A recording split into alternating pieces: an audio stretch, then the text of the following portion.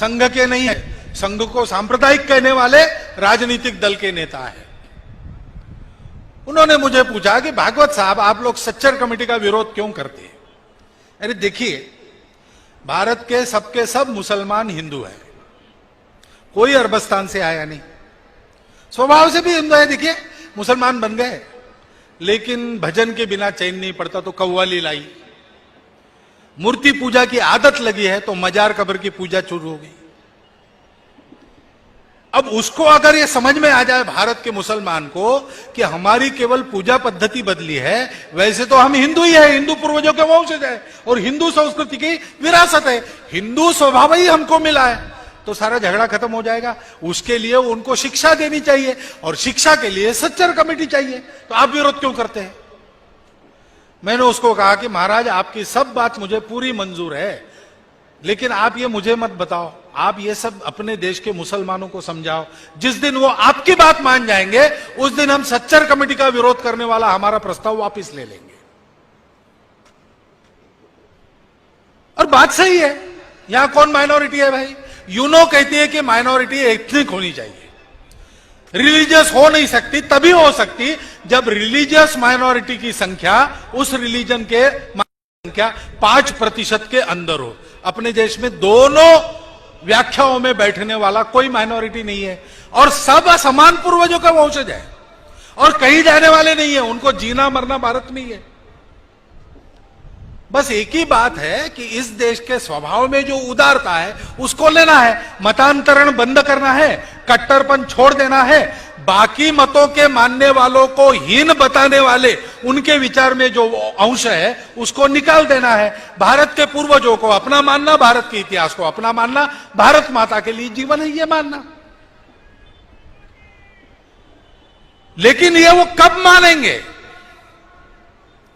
ये जो अपने आप को हिंदू कहने वाला मानने वाला है, वो अपने संकटों को परास्त कर संगठित कर जब खड़ा नहीं होगा तब तक वो नहीं मानेंगे, क्योंकि वो देख रहे हैं कि हिंदू पिट रहा है, हिंदू लुट रहा है। अपने आप को हिंदू कहने वाले मार खाते रहते, अपने आप को हिंदू कहने वालों में आपस में भेद है, सामाजिक समरसता नहीं है, जाति के भेद, पंथ के भेद लड़ते रहते, एक दूसरे को छोटा बड़ा कहते रहते। ऐसे हिंदुओं के साथ रह के क्या करना है? और इसलिए सारी दुनिया को एकता के सूत्र में पिरोने का एकमात्र रास्ता हिंदुत्व है और वो सबके समझ में आ जाए, इसका एकमात्र रास्ता है हिंदू संगठन। वही संघ का काम है। संघ किसके लिए करता है?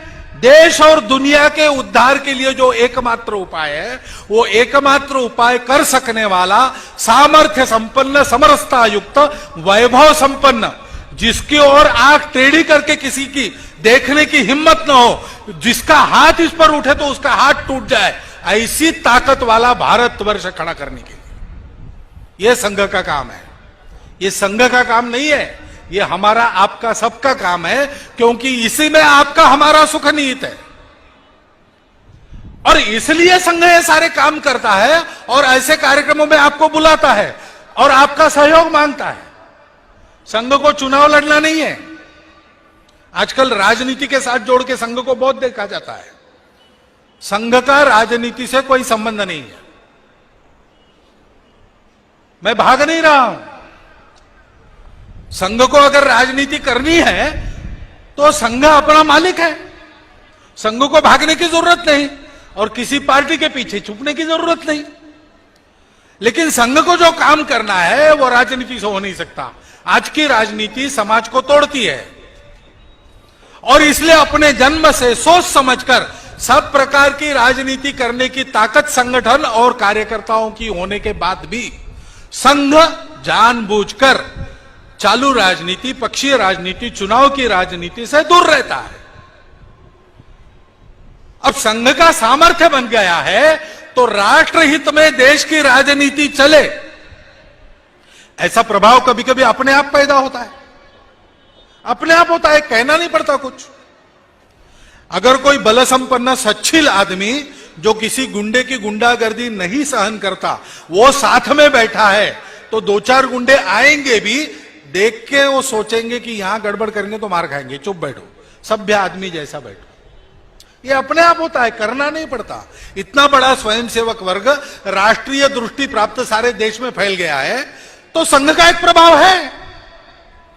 और जब कभी उसका उपयोग करना आवश्यक होता है, संघ जरूर करेगा, राष्ट्र हित में, पक्ष हित में नहीं, व्यक्ति हित में नहीं, संघ हित में भी नहीं, राष्ट्र के हित में इतनी प्रचंड स्वयंसेवकों की शक्ति निष्क्रिय बैठने नहीं देगा संघ, उसका जरूर उपयोग करेगा।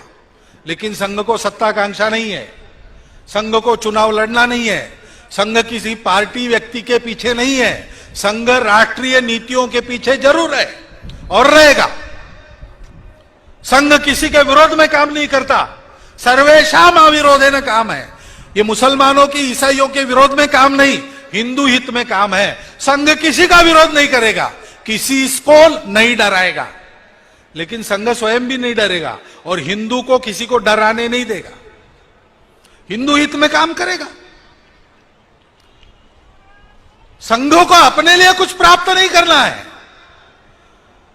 संघ को देश के लिए सब कुछ करना है, और इसलिए संघ आपको बुलाता है। नहीं तो आज संघ जितना है संघ के लिए बस है, संघ को और कुछ नहीं चाहिए। लेकिन हम आप अपना देश और दुनिया, उसके उद्धार का दूसरा मार्ग नहीं है। और इसलिए यह आह्वान संघ का सारे समाज को है कि संघ के कार्य के इस मर्म को समझिए। संघ का नाम नहीं सुना ऐसा दुनिया में भी कोई नहीं है। हर सोचने समझने वाला आदमी आरएसएस का नाम जानता है, लेकिन आरएसएस के काम को समझिए, केवल कार्यक्रमों पर मत जाइए। इन कार्यक्रमों के माध्यम से संघ जिस विचार को उत्पन्न करता है लोगों के मन में, और उस विचार के अनुसार व्यवहार करने वाला बलिष्ठ मन, शरीर, बुद्धि तैयार करता है।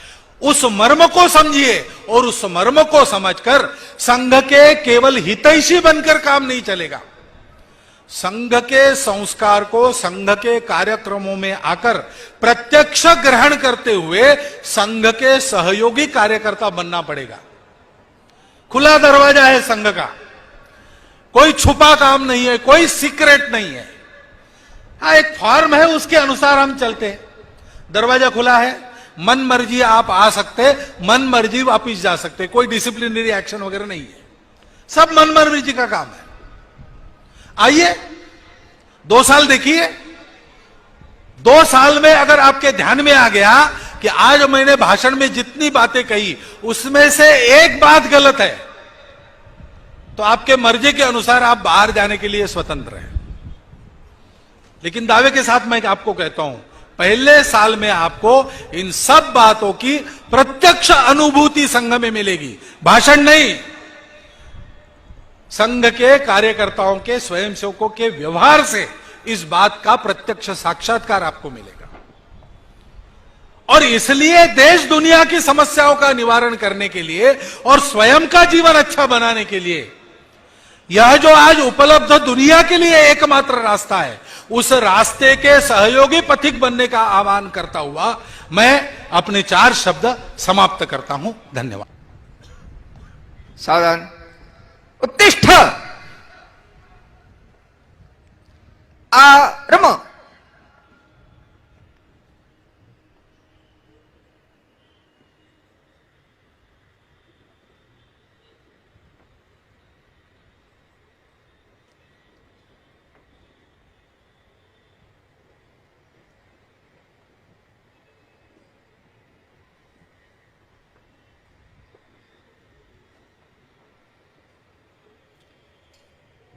संघ